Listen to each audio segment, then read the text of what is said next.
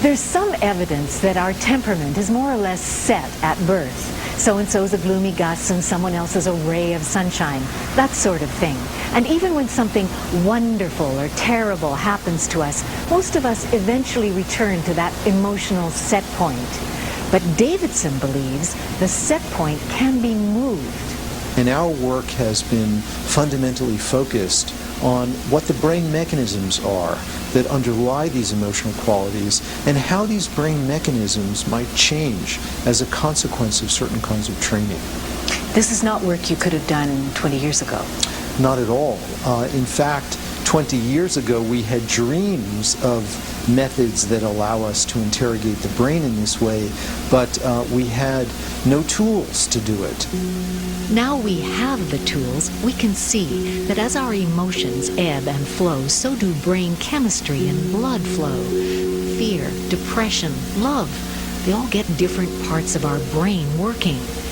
Happiness now and enthusiasm and joy, they show up as increased activity on the left side near the front of the cortex. Anxiety and sadness on the right.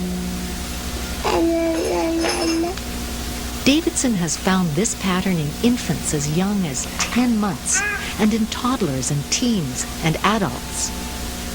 Richard Davidson tested 150 ordinary people to see which parts of their brain were most active. Some were a little more active to the left, some a little more active to the right. A few were quite active to the right. They would probably be called depressed. And a few were quite active to the left. The happy kind of people who think that life is always great. So there was a range. But then Davidson tested a monk, and the monk was so far to the left, he was off the curve. That was one happy monk. And this is rather dramatic evidence that there's something really different about his brain compared with the brains of these other 150 people. This is tantalizing evidence that these practices may indeed be promoting beneficial change in the brain. Here, the Olympic athletes of meditation meet the Cadillac of brain scanners. Khachab Rinpoche, a monk from Asia, is here to meditate in perhaps the strangest place in his life, the functional MRI. State of pure compassion now.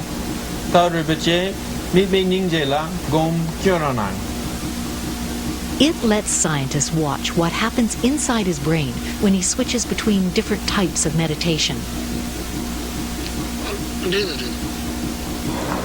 Okay, that's the end of the block. Can you ask him whether he... They want to know how his brain may differ from ordinary people and whether that change is related to the inner contentment the monks report. So they test how subjects react to unpleasant sounds and images flashed into the goggles they wear.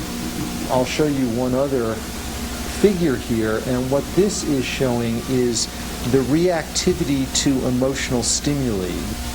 Normally, when we're threatened, this part of the brain is tremendously active, but in the monks, the responsivity in this area is specifically decreased during this meditation practice in response to these very intense auditory stimuli that convey strong emotion. It's very preliminary work, but the implication may be that the lamas are able to move right through distressing events that overwhelm the rest of us. In other words, one of the keys to their happiness. It may also tell us something about our potential. Our brains are adaptable. Our brains are not fixed. The wiring in our brains is not fixed. Who we are today is not necessarily who we have to end up being.